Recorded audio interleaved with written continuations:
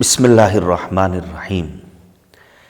کتاب ایک فرد ایک ادارہ، سامان حیات علامہ ڈاکٹر سید مجتبیٰ حسن کامون پوری اعلی اللہ مقامہ، مصنفہ عندلیب زہرا کاظمی، جسے آپ سن رہے ہیں سید حیدر عباس رضوی کی زبانی۔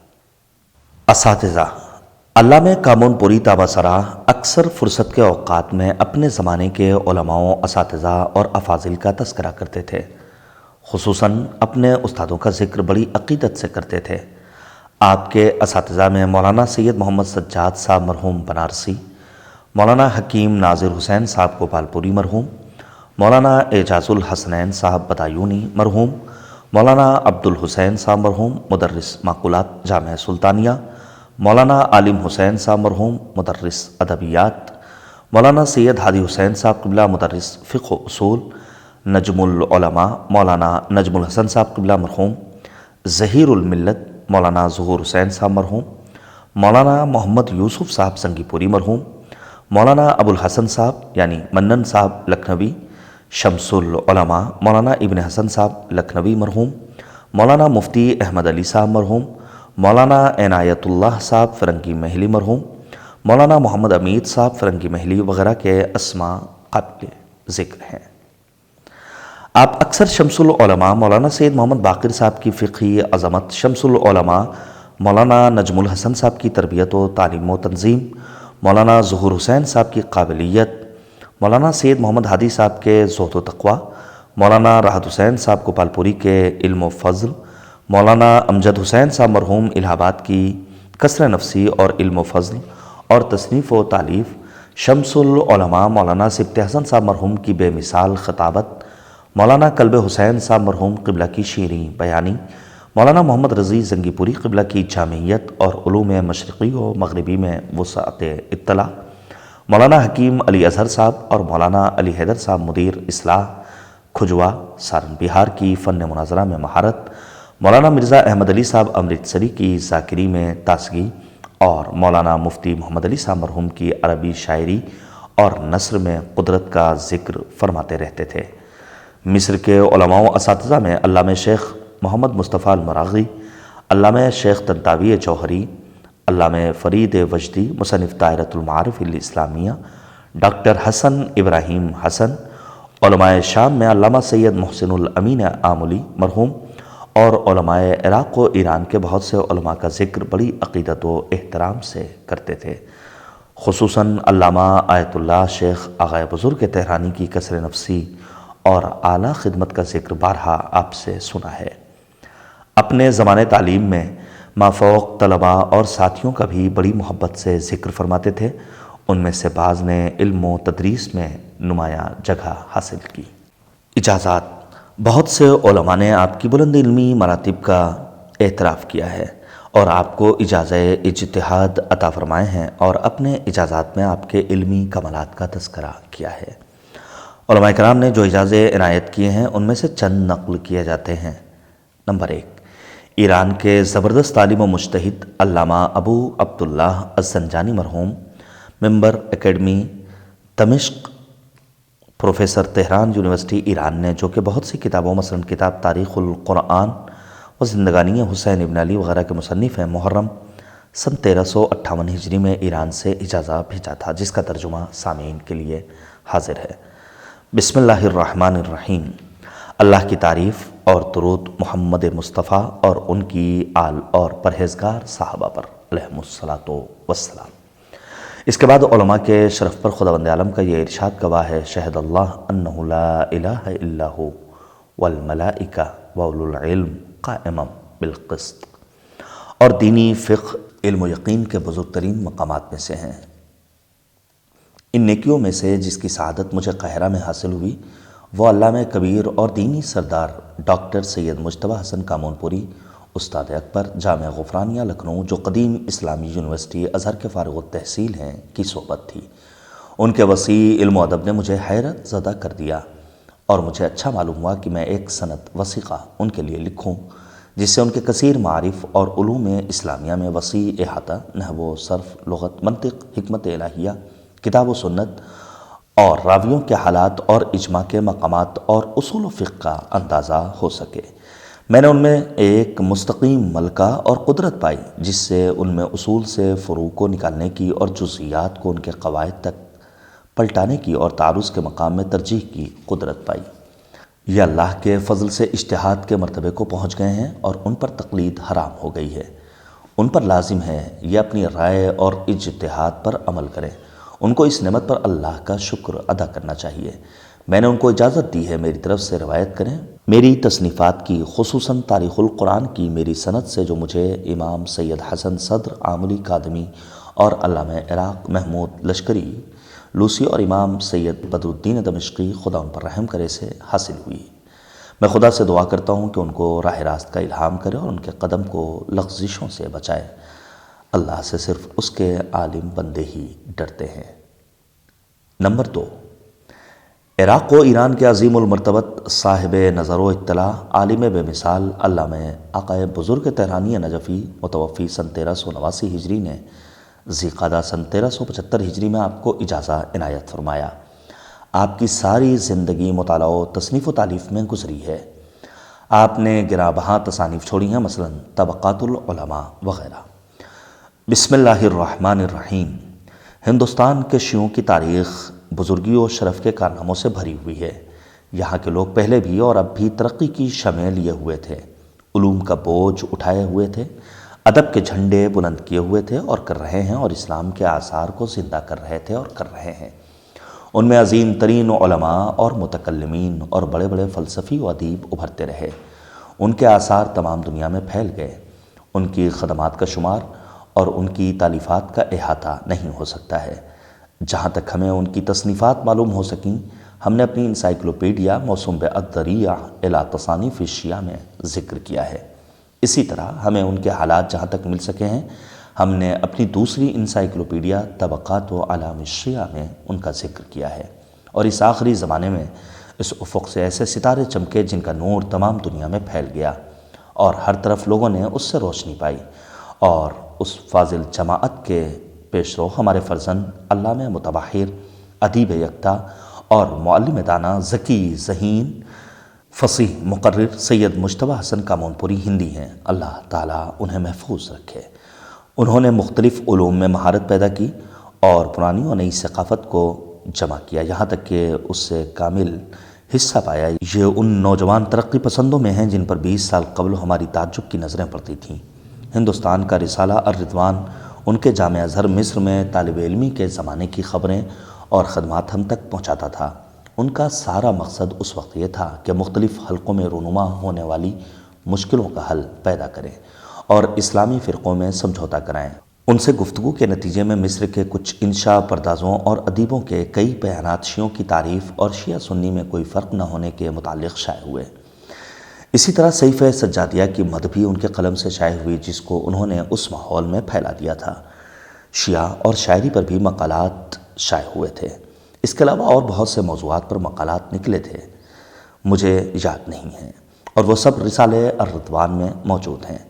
سن 1355 ہجری میں ازہر یونیورسٹی سے انہوں نے تاریخ و اخلاق اور ماڈرن ایجوکیشن میں ڈاکٹریٹ کی ڈگری لی، اور ان کا رسالہ اثر الدین الاسلامی فی المذاہب الہندیہ مصر میں شائع ہوا۔ تالیف و تدریس اور معارف کے پھیلانے میں آج تک ان کی کوشش برابر جاری ہے۔ وہ آج کل مسلم یونیورسٹی کے شعبہ دینیات کے صدر ہیں۔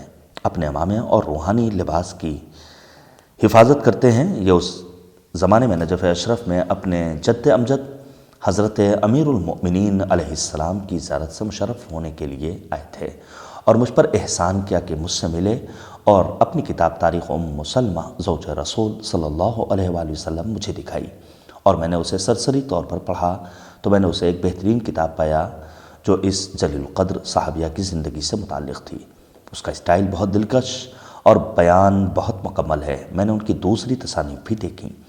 انہوں نے مجھ پر اپنے حسن ظن کی وجہ سے مجھ سے اجازت روایت چاہا۔ میں نے ان کو اجازت دی کہ وہ میری طرف سے روایت کریں، ان تمام روایتوں کو جن کی روایت کا حق مجھے میرے تمام سنی و شیعہ مشہور مشائخ سے حاصل ہے۔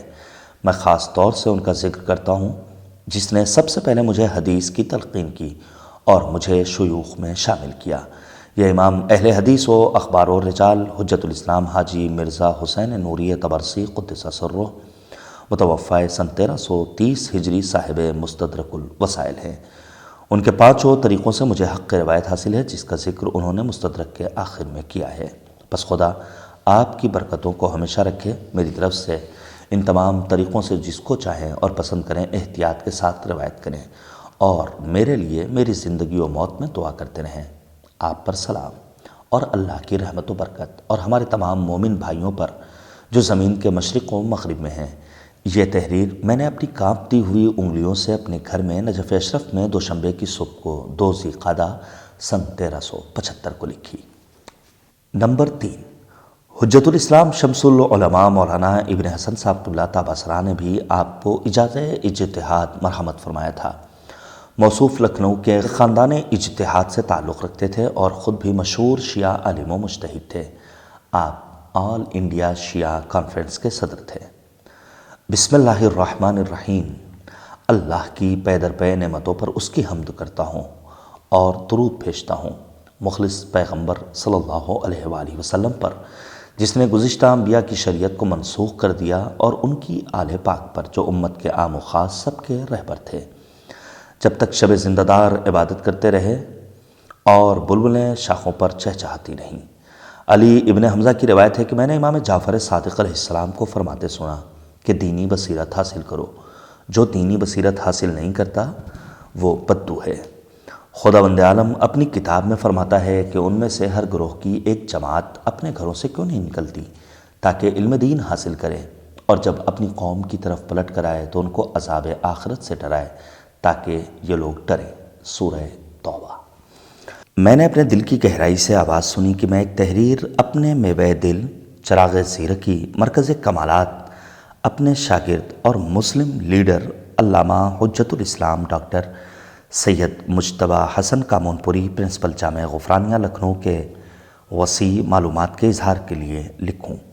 وہ علوم عقلی و نقلی میں اپنے ہم عصروں پر فوقیت لے گئے ہیں، مثلا علوم نحو، صرف، لغت، ادب، منطق و فلسفہ، کتاب و سنت اور راویوں کے حالات اور اجتماع کے مقامات اور اصول و فقہ میں، اور میں نے ان میں ایک مضبوط ملکہ پایا اور قدرت پائی کہ وہ فروع کو اصول سے نکال سکتے ہیں اور جزئیات کو اس کے قواعد کی طرف پلٹا سکتے ہیں اور تعارض کے مقام پر ترجیح دے سکتے ہیں۔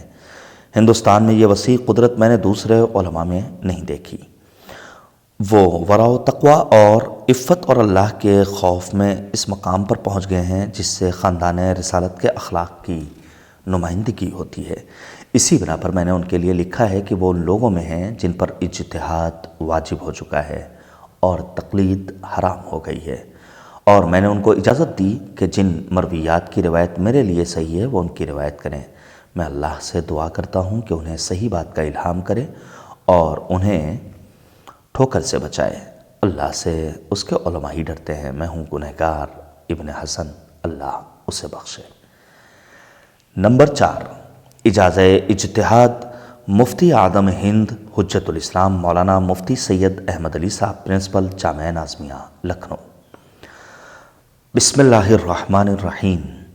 اس اللہ کی تعریف جس نے انسان کو پیدا کیا اور اسے علم دیا، اسے پرہیزگاری کی فضیلتوں سے مشرف کیا، اسے تحریر و بیان کا علم دیا، اور درود و سلام آخری نبی صلی اللہ علیہ وآلہ وسلم، ابتدا سے آخر تک ساری خلقت کے سردار، انسان اور جنوں کے نبی محمد صلی اللہ علیہ وآلہ وسلم پر اور ان کی آل پر، جو عالم میں خدا کے نور ہیں اور اللہ کی راہ میں ہدایت کی روشنی اور اس کے علم کا ظرف ہیں، اور اس کی وحی کے خزینہ دار ہیں اور دین کے حامل ہیں، اور اللہ کی رضا صاحب عمل مخلص علماء پر جو کہ نور اور سلامتی اور آزادی اور شریف زندگی کے مددگار ہیں۔ اما بعد، ان علماء میں سے جو میرے زمانے میں اسلام کی بڑی درسگاہوں سے عراق و ہند اور ان کے علاوہ دوسرے اسلامی ممالک سے فارغ التحصیل ہوئے اور جن سے قوم کو عظیم فائدہ اور وسیع نفع پہنچا، ہمارے فرزند محقق کبیر علامہ سید مجتبیٰ حسن کامونپوری مجتہد العصر ہیں۔ انہوں نے اپنے معاصرین پر وسعت نظر و فکر کی گہرائی اور ذہن کی سلامتی میں برتری حاصل کی۔ فقہ و اصول، تفسیر و کلام، حدیث و ادب، تاریخ و سیرت، رجال، علم النفس، فلسفہ و اخلاق و تربیت کے چشمے سے سیراب ہوئے اور دور دراز ملکوں کے علماء کے پاس حاضر ہوئے اور اجازات روایت و اجتہاد علماء عراق و ایران و ہند سے حاصل کیے۔ یہ ان علماء میں سے ہیں جن کی تقریریں محکم و بے عیب ہوتی ہیں اور یہ قوم کے بلیغ ترجمان ہیں اور اعلیٰ انشاء پرداز ہیں۔ ان کی تصانیف اور مضامین کو دنیا اسلام میں قابل رشک اہمیت حاصل ہے۔ ان کی تصانیف اور مقالات تر و تازہ خوشبودار کلیوں کی طرح ہیں اور لاکھوں انسانوں کی دلچسپی کا مرکز ہیں۔ ان کی تصنیفات میں حقیقتوں کے باغ کھلے ہیں اور علم کے پھل پختہ ہوئے ہیں۔ یہ جب سے یونیورسٹی سے فارغ التحصیل ہوئے ہیں اور اپنے کام میں سرگرم ہیں، انہوں نے اپنے افادات سے دنیا کو بھر دیا ہے۔ ابھی قریب ہی زمانے میں انہوں نے بہت سی کتابیں اور مضامین اردو عربی میں لکھے۔ ان میں سے ایک کتاب فقہ باب مدینۃ العلم مولانا علی بن ابی طالب پر ہے۔ یہ ایک اچھوتا موضوع ہے۔ ان کی تالیفات میں کافی کلینی سے امیر المؤمنین کے خطبوں پر ایک کتاب ہے اور ایک کتاب صحیح کافی کلینی ہے اور ایک کتاب صحیح کافی کلینی پر ہے اور دار المجالس ابو جعفر برقی ہے اور کتاب منتخب قرب الاسناد ابو العباس حمیری ہے اور کتاب منتخب ثواب الاعمال و عقاب الاعمال شیخ امام ابن بابویہ قمی ہے۔ اس کے علاوہ بھی ان کی تالیفات ہیں جو آج کل کے نئے اور روشن اسلوب میں لکھی گئی ہیں۔ یہ اسلام کی تاریخ، رسول خدا صلی اللہ علیہ وآلہ وسلم، ائمہ طاہرین علیہم السلام اور کربلا کے غمناک واقعے پر ہیں۔ ان کی کتابوں کی ایک خوبی یہ ہے کہ ان میں ضرورت زمانہ کا لحاظ رکھتے ہیں۔ خدا ان کو سلامت رکھے۔ ان پر دین و علم کا جو فریضہ تھا اسے انہوں نے پورا کیا اور یہ برابر علوم و دین کی خدمت کے لیے بیدار رہتے ہیں۔ طالبان علم کے سیراب کرنے میں ان کے بلند مقامات ہیں۔ جن لوگوں نے ان سے استفادہ کیا وہ مشہور ہو گئے اور علم کی کرسیوں پر ترقی کر کے پہنچ گئے۔ انہوں نے مجھ سے اجازت طلب کیا کہ میری طرف سے ان روایتوں کی روایت کریں جن کی روایت میرے لیے صحیح ہے اور جن کی درایت مجھ پر ثابت ہو گئی ہے۔ بس میں نے اجازت دی۔ میں کبھی روایت کرتا ہوں امام فقیہ سید کاظم طباطبائی نجفی سے، خدا ان کی قبر کو پاک رکھے، اور کبھی روایت کرتا ہوں شیخ مولانا امام اصولی شیخ محمد کاظم خراسانی سے، جن کی شہرت تمام دنیا میں پھیل گئی، خدا ان کی قبر کو پاک رکھے، اور کبھی روایت کرتا ہوں شیخ جلیل مولائے بینہ شیخ علی مازندرانی سے، خدا ان پر رحمت نازل کرے، جن سے یہ ائمہ طاہرین صلوات اللہ علیہم کی اسناد کی روایت کرتے ہیں، اور کبھی روایت کرتا ہوں شیخ جلیل حاجی حسین مازندرانی ابن مرحوم شیخ زین العابدین علی اللہ مقامہ سے۔ دستخط اور مہر مفتی احمد علی، خدا اسے معاف کرے، 29 ذوالقعدہ سن 1380 ہجری۔ اس کے علاوہ بھی بہت سے علماء کرام کے اجازات روایت و اجتہاد موجود ہیں۔ ان میں سے چند کے عکس کتاب میں موجود ہیں اور باقی کو طوالت کے بنا پر شامل نہیں کیا جا رہا ہے، البتہ صرف نام پر اکتفا کر رہے ہیں۔